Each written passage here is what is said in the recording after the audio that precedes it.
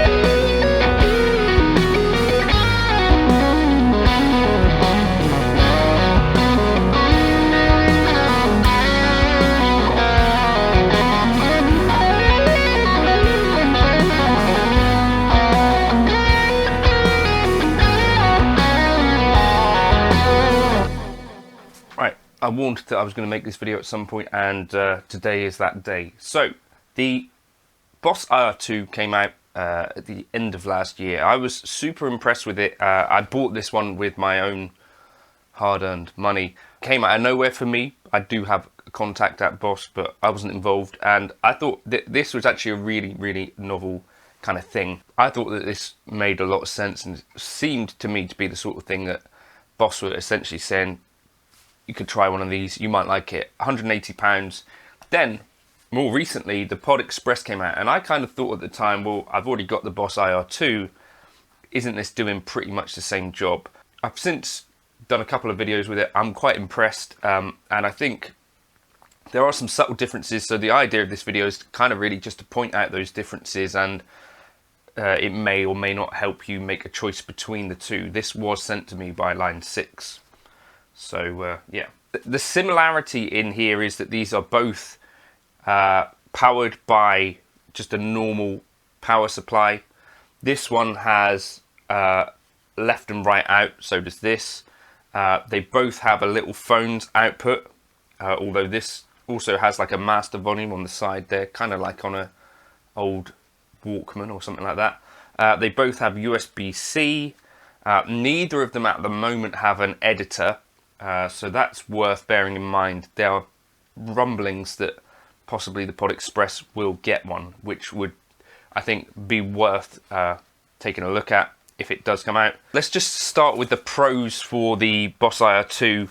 This has an effects loop, so a send and return. So the idea here being that I think the Boss IR2 was really created with it in mind that you would probably be using this, A, as channel switching. So you might have, you know, one clean, one drive. You switch channels just by doing this, and you probably integrate your delays and stuff like that in the loop. So send and return on this. This doesn't have a send and return. That's why I'm mentioning it, because I'm trying to point out the differences here.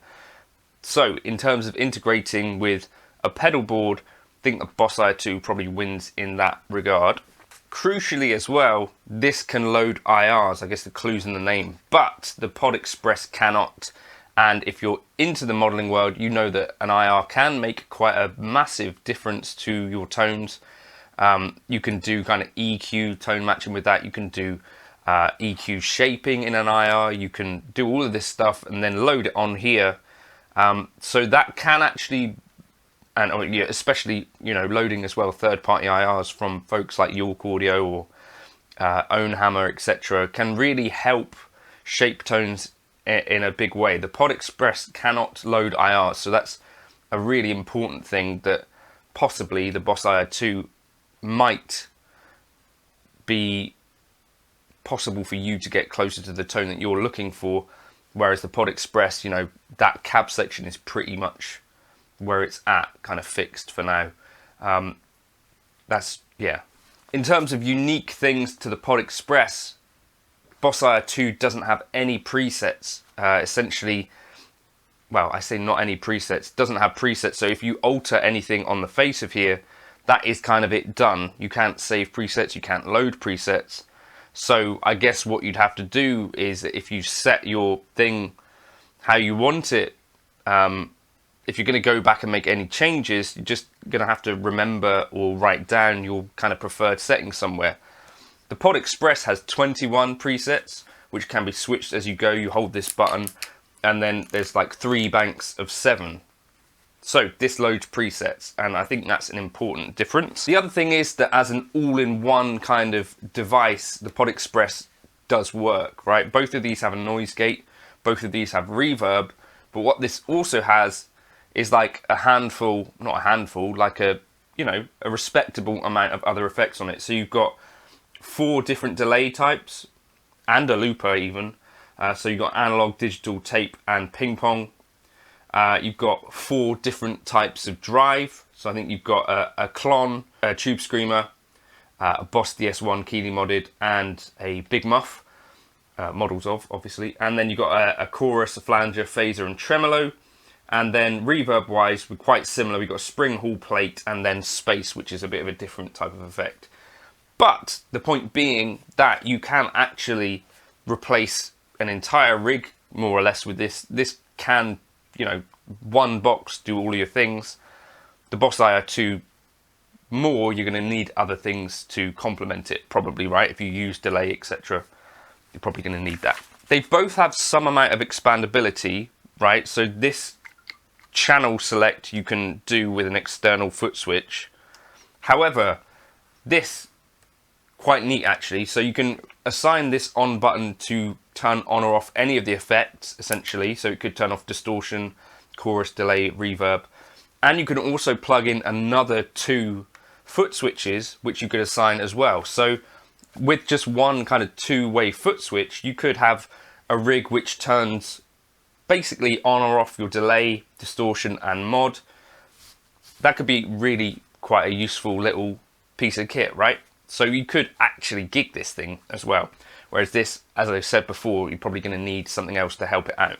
And then lastly, I kind of wanted to discuss what amps are in both. So the Boss IR2, you have a clean, which is kind of just a Boss clean, one of their own algorithms, not based on anything. They have the Twin, a Fender Twin. They have the Tweed, which is a Tweed Bassman. They have the Diamond, which is a Vox AC30. Crunch, which is another Boss original. They've got the Brit, which is the 59 Super Lead. That's important because this doesn't have anything which is explicitly plexi in it. They have High Gain, which is again another Boss original. They have a Soldano SLO 100. They have a Brown, which is from the Katana, you know, lead. I think there's a Brown setting on the Katana. They have Modded, which is another Boss original, and they have a Rectifier, which is the dual rectifier. Now, for me, looking at that list, I don't necessarily think you need a Soldano as well as a dual rectifier. Those are essentially pretty similar topology. However, kind of is what it is. I like that they've got a Bassman on there. I like that there's a couple of options for clean amps. I like that there's a plexi, right? They kind of covered a lot of the food groups there, as well as using some of the Boss original stuff, which I guess kind of the cool thing about modeling, that you don't have to necessarily base it on other things, although that is probably what sells best, right?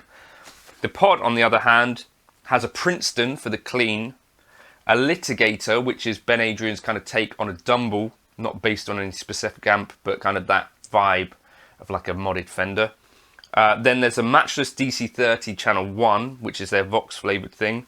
Then they got Ben Adrian's Cartographer. Now this is a modded trainer, which I think he put a 2204 circuit in there. So it's kind of like a JCM 800-ish topology.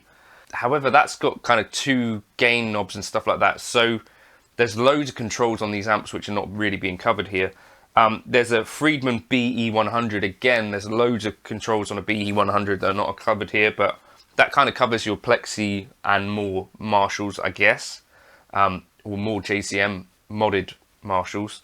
Then there's the Line 6 Oblivion, which is a take on the Line 6 Badonk, which is essentially, you know, a really heavy amp. And then last of all, there's the PV5150. I think slightly less versatile in terms of the amp choices here, but you do of course have the drives to pair it with.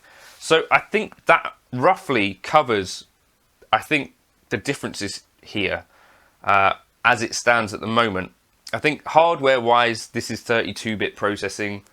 I think this is probably going to be 24. Whether that makes a difference or not, I'm not entirely sure. This has Celestion IRs built in or included, and as well as the ability to load more IRs. This has kind of Line 6 cabs, which at the moment, of course, are pretty fixed. You can select different cabs to go with different amps, but you can't change positions on mics and that sort of thing.